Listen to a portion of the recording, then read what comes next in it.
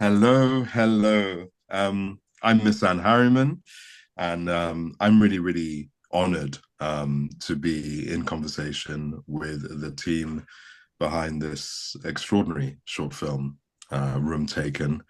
And just so I don't, because my dyslexia allows me to really mess up names, can you all sort of introduce yourselves and then I can continue taking the reins if possible? I'm TJ O'Grady Peyton, the director. Nice to meet you. Just snuck in there quickly. Wasn't sure. I'm Colman I'm the producer. Please, Brid. I'm Brid Brennan. I play Victoria in the film. And I'm Gabriel Adewusi. I play Isaac. And as a proud Nigerian, I have to say your performance was spectacular. Thank you so much, my Yes. man. That is literally my favorite compliment to receive among Yeah, no, all I'm this. just I'm gonna be your embarrassing uncle for the next half an hour, saying yes, very I good. have no problem with that. I have no Uncle Misan. Thank you so much. Yes.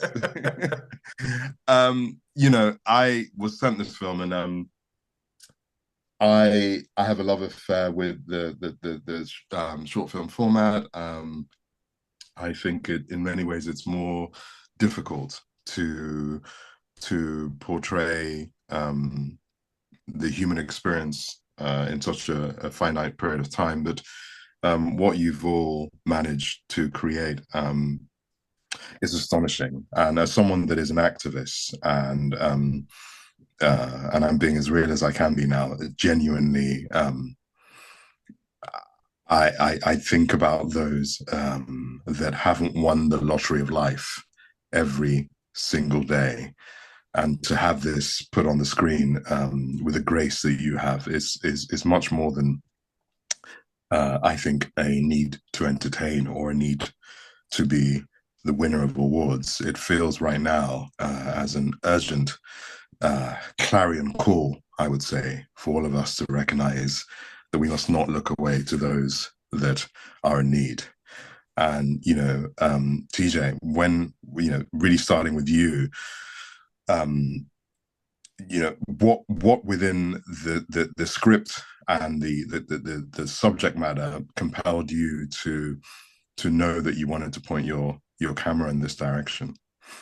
Well, thank you so much for those kind words. That really is very moving hearing you speak like that. And, it's a project that we've lived with for many years now and we're very proud of. And to be where we are is very exciting and nerve-wracking and just a really surreal and beautiful moment in all our lives. Um, and I guess in terms of what drew me to the story, there was just so much going on when I read it, whether it was what was going on in my life personally, whether it was, what's going on in the city that I'm from in Dublin, where there was a growing homeless crisis. There was asylum seekers arriving into the country, and sleeping rough in tents for the first time. After the pandemic, there was like a lot of loneliness and people feeling isolated, but at its core, it was a very simple story of just these two people's lives who are from very different, parts of the world, to very different ages, but at the same time shared this sort of like, universal sort of feeling and it was just a very poignant exploration of these intimate themes and that spoke about a lot of timely issues in society. So I felt like it had, a lot of depth to it. But at the same time, it kind of brought the audience on this fun journey where it had moments of suspense, it had moments of humor, it had moments of emotion. And if Mhm. you can, satisfy an audience in that way, I feel like, you can definitely entertain, which is important, but then Mhm. also kind of make them think about life and their own relationships and hearing people's responses in regard to that has been really kind of fulfilling. So, yeah. Thank you, thank you. Breeze, I have to say, you above and beyond the the the lifelong companionship of grief and mourning the loss of a life partner, which you beautifully bring onto the screen. How did you prepare for holding that space, whilst also being without sight, which means that one of the senses that you probably are used to as an actor wasn't able to be used in the way that you're in many ways programmed to have done. How did you manage that? Well, I suppose imagination has to play an enormous part Mhm. in that. And I suppose part of imagination, uh, feature of imagination is empathy, Mhm. or, just trying to put yourself in the place of somebody in that situation. I think we all know a bit about loneliness, Mhm. and, it's part of our condition, the human condition, to feel alone and to feel physically impaired.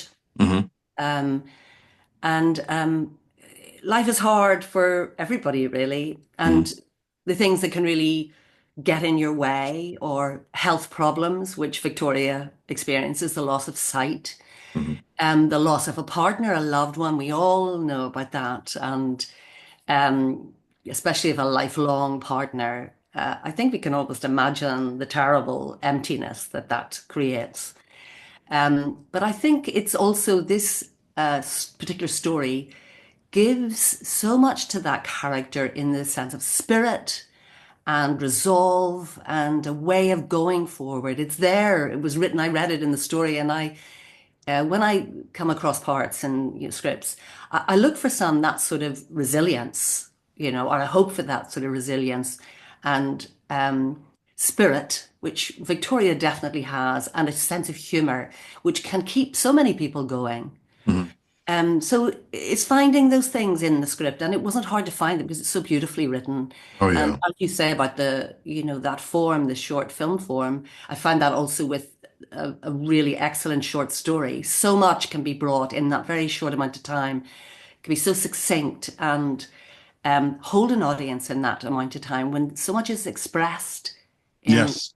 and and I particularly love this, and I could feel it as we were doing it, that the audience are really invited in as another player because Victoria can't see, but senses the presence of Isaac, senses somebody there, and hasn't perhaps got the confidence to confront whatever that person is, but she can smell something Mm. different. She can sense. So it's imagining all those the senses that do come into play, which are stronger, like smell and intuition and a feeling of the air being different. Mm. So I suppose you think about all of these things without sight.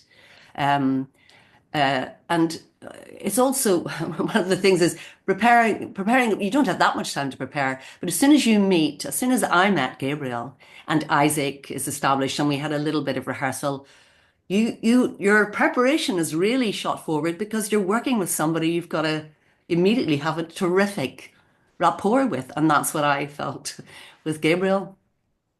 Thank you. And that really leads us nicely onto um, the what is unspoken in terms of language and dialogue speaks so loudly in this film, and I think some of the most powerful pictures do this. And Isaac's character is, as a black man, to see another black man that is intrinsically gentle, um, with moral clarity, even though the world hasn't been fair to him, um, is jarring in the most beautiful way. Gabriel, how were you able to embody the responsibility of Isaac? Because many people are going to see this film and see their uncle, their brother, themselves, and see the injustice of what immigration is today, and so much more. Um, so I think for me, I spent a lot of time playing um with motivation, right? Because I think that's always such a huge thing, not just not just as an actor, but as a person, the things that carry you through life, the things you need to, move away from, and the things that you need to move towards, right? And it's the most common and present story when people move around from one place to another, the establishment of a whole other life. It requires so much just sheer force of will, so much drive, so much ambition, so much need to sort of make a way for yourself as much as you can, but primarily for the people that you hope to bring with you, wives, kids, that kind of thing. Mm. And a lot of that isn't necessarily referenced in there, but it definitely plays a role in there, for me, in my mind. Because I move here, I see what my parents do, I see what the parents of my friends do, I see how hard it is for them, and I really want that to show, the desire to just keep pushing, to not sort of just stay there and let it all happen, but then at the same time to remember that as a human being, you have a debt to other human beings to be the best you can whenever you can. Do you know what I mean? And part of what made the character of Isaac so interesting and so fun to me is there's a like equal mirror to Brid's character of resilience and almost, do you know what I mean? Resilience and almost like to use the term you use, gentle, but also ruthlessness. Not ruthlessness in the way of meanness, but in the way of, okay, I need to survive. I need Mm. to figure something out, and I'm going to keep pushing.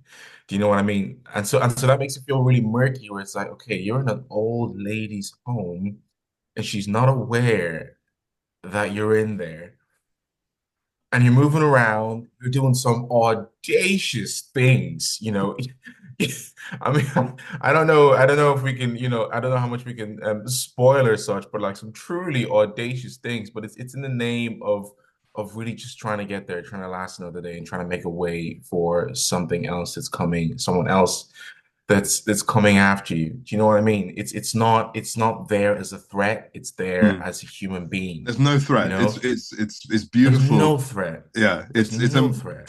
it's amazing to see how Breach, you both, as an audience member, I never felt that Victoria was in any danger, and I never felt that she even felt that. She to me, she felt like there's something going on here. Yeah, It yeah. wasn't like my life is at threat, and also having, all of the preconceived visions of, sort of violent men that come off boats, and then you have Absolutely. you in Absolutely. somebody's home, which you really should not have been, I must say. um For sure. For sure. That's the knife edge yeah, of the whole thing. where there is no threat. I mean, but I think with Colman, I have to ask this,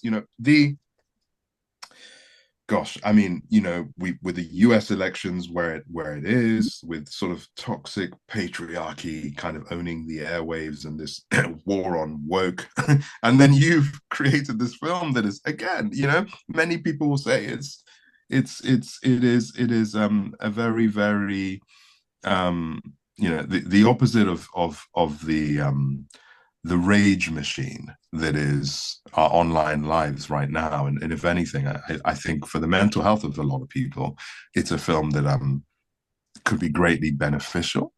Um, I believe very short films are a miracle, especially ones that have real sense of intentionality in their messaging. So how on earth did you manage to persuade the powers that may be, to allow this to become this Oscar shortlisted film? Well, I don't think there was much persuading any powers that be per se, because I think while the characters are quite unique, with Victoria and with Isaac, the themes and the emotions that are explored in the script, and that's what TJ is sort of built on, are quite universal. Mm-hmm. So so sort of getting in the room and getting a chance to raise funding with Screen Ireland and getting the Oh, Screen Island. Okay. Screen Ireland were our financiers. Yeah. But they were able to engage with it on a much more personal level than oh well, I'm not a Nigerian immigrant. Oh well, I'm not a blind woman. I don't because the those emotions of grief, of community, of kindness are so universal that everybody I think can engage with the story. And I've been really fortunate to have attended a lot of the film festivals, especially around Ireland.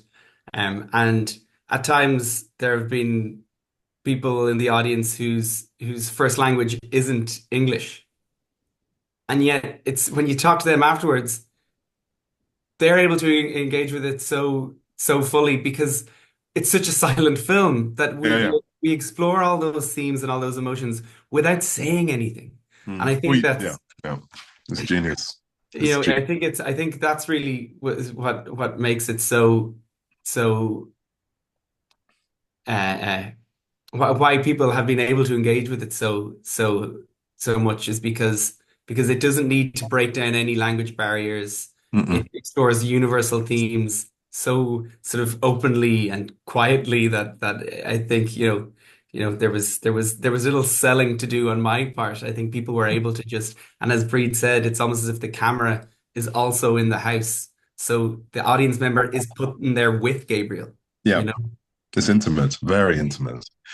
I mean, this is a question for all of you now, and I felt a sense of pride when watching this film, and I had nothing to do with it. So I need to ask those that really did have something to do with it, what you're most proud of in regards. What's a single thing you're most proud of in regards to this picture? Oof, it's a tough one. The first thing that springs to mind, like I'm proud of, making the thing, and proud of the people that we've brought together and the response we've able to, get from many audiences.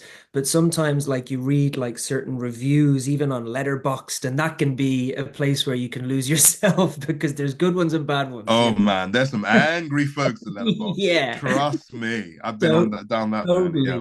But honestly, sometimes you read just these little random reviews from someone in some random part of the world, and they talk about how the film has reminded them of their own life and the relationships that they have and the people in their community. And there's I spoke about it once before in a Q&A, in a live one, but it just really kind of moved me. There was this review from this woman who was in college, and she was working in a random town in America, and there was a regular customer who was like a 90-year-old woman who came into her store regularly, having lost her husband.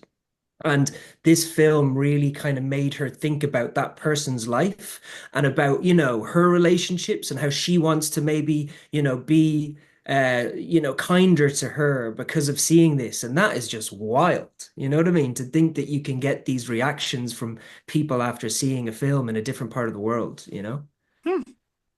That's the power of your art. Thank you. Thank you.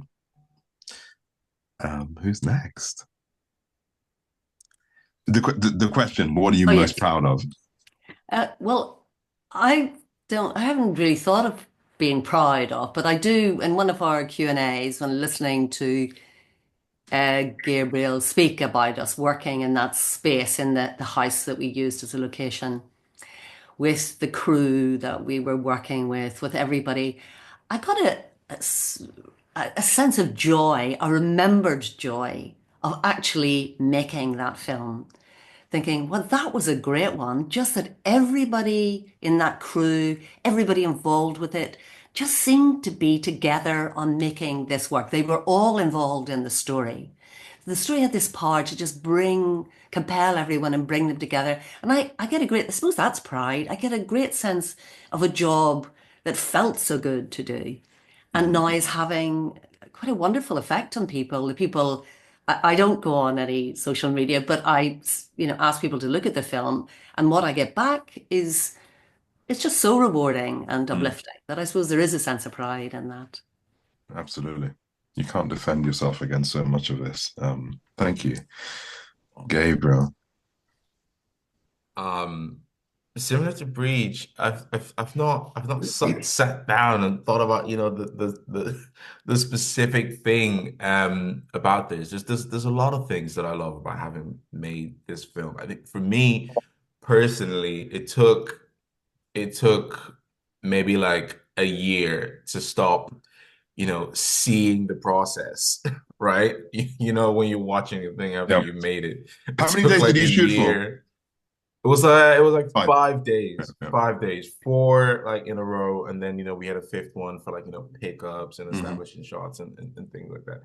But it took a year for me to stop seeing the whole thing, to just stop seeing the process and like finally just be able to see and appreciate what a wonderful little thing we had made. And Colman actually referenced the moment earlier, was when we were at a screening. And we had just finished it, and I looked over to him and I said, "You know what? I think I really love our little film." Mm. And I meant that so genuinely. I'm so proud of the entire affair because whenever I watch it, I feel really quite rosy inside because it feels like we've done something really connecting. We've done something really meaningful, and I'm super proud that other people agree that that's the case. So yeah, Thank you. also getting to be extremely Nigerian on screen. That was fun. Yes, yeah, yeah. Authentically as well. It didn't. Authentically. Yeah, it was. I can attest to that. And it opened with that, and I was like, okay, you got my attention. It's great. You need to screen this thing in Lagos. So. Coleman, what are you most proud of? I think what I'm most proud of is that I think I'm just most proud that we were able to make it and we were able to make the film that I think that it deserved to be. Hmm. And because I think somebody was asking me, I can't remember what at some stage over the last year, somebody asked me because the script was so was such a perfect piece. And somebody said, but like, what did everybody else do? If the script is so good, what did everybody else do? And I was like, but like, how you interpret that script could change drastically from person to person. Somebody could have made a horror film out of that script, Hmm. despite Easily. despite the emotion and the themes and everything, could have easily read it and go, "This is a thriller. This is a horror. This is," and the fact that we were able to find this team of people and Brid touched on it as well, that in the room it really felt like everybody was working towards this singular goal, and I think I'm most proud of that we were able to come away with something that I feel is a really, really lovely film, that I'm very proud of. Yeah, no, well, it's great to hear that, and I think the humility of living in the process is sometimes hard for you to have a complete bird's eye view. But what I will say is that a lot of people can learn from this film. They can learn to not be afraid of what they don't know, because I think one of the things that I've seen is that a lot of people are not generally horrible or bigoted. It's just that they're afraid, you know.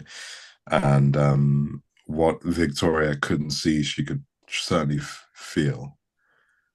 And I think she felt, of course, the loss that she had, but also the humanity of whatever was around her.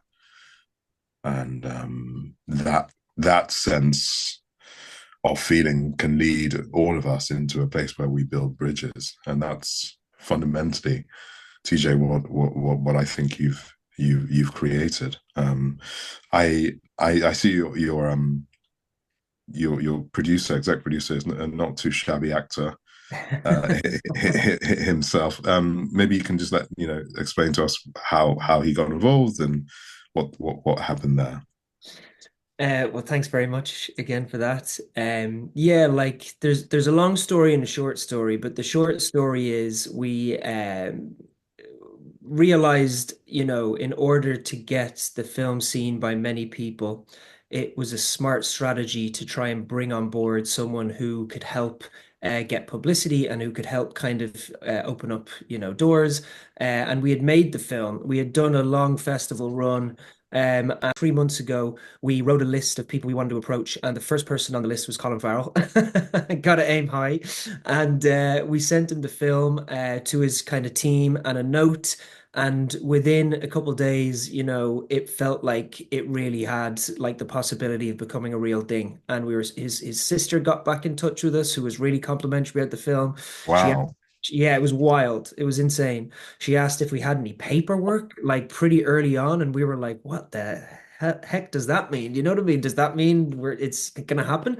So we sent stuff over. She, amended some things, and then he signed within, honestly, about 2 weeks, and our mind was blown. And the story resonated with him, but his kind of main purpose and his kind of like, I guess, willingness to come on board was because he wanted to help the film reach a bigger audience, and he felt, he could do that. So that's what his main role has been, and we can't thank him enough. Amazing, and I get it goes to, you can't force anyone, especially at his level, to do anything, right, that they don't want to. And I think the collective of all of you and what you made did the the speaking loudly. I'll finish off by saying that you're on this amazing journey, and I can't wait to see where this journey takes you all. I think the film, as I've said many times already, is much more than entertainment, and at its best, great art is always that. And what that is not said is felt, and I thank you all for that. Thank you Thank so you so much. much. Thank you so much for the kind words, Misan. No It's been a worries. joy to chat. I'm going to float for the next part of the day.